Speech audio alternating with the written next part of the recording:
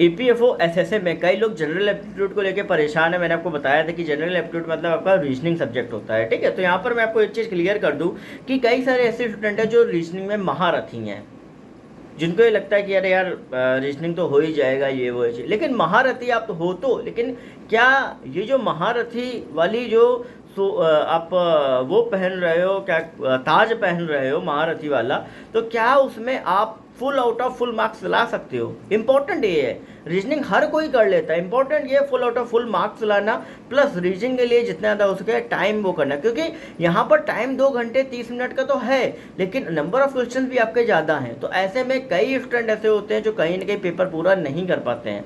तो किस तरीके से हम टाइम मैनेजमेंट करें, क्या क्या करें? तो हमेशा जो स्मार्ट आदमी होता है वो क्या करता है कि जो रीजनिंग में बेसिक आपके क्वेश्चन होते हैं, वो सबको पता है बेसिक चैप्टर्स जो होते हैं वो आपको आते ही आते हैं। अगर आप ईपीएफओ एसएसए का सेक्शनल टेस्ट वगैरह लगाओगे, किसी भी एग्जाम का आप लगाओगे, तो वो चीज़ें आपको वहाँ से क्लियर हो ही जाएंगी। लेकिन सबसे इंपॉर्टेंट बात यह है कि जो एप्टीट्यूड में जो इंपॉर्टेंट चैप्टर्स आपके होते हैं, जैसे मान लो हो गया घड़ी का, कैलेंडर का हो गया, जहाँ पे आपका टाइम ज़्यादा लगता है, तो इन क्वेश्चंस की आप अच्छे से प्रैक्टिस करो।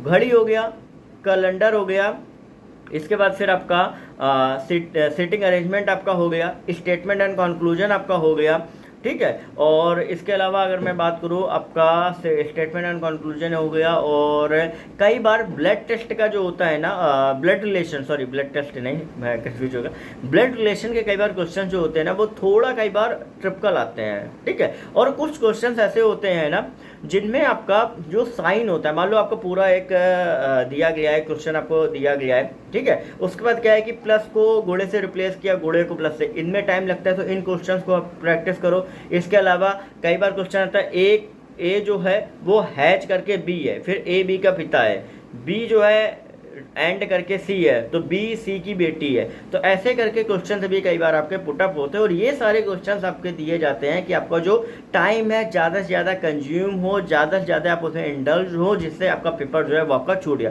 पूरा साइकोलॉजिकल पेपर पूरा बनाया जाता है, ठीक है। बेसिक क्वेश्चन तो आप क्या सब कर लेते हैं, लेकिन ये सारे क्वेश्चन अगर आप कर लेते हो तो वो आप एक्स्ट्रा मार्क्स पाते हो बाकी अदर स्टूडेंट के कंपैरिजन में, और यही आपको मदद करेंगे फाइनल सिलेक्शन के लिए।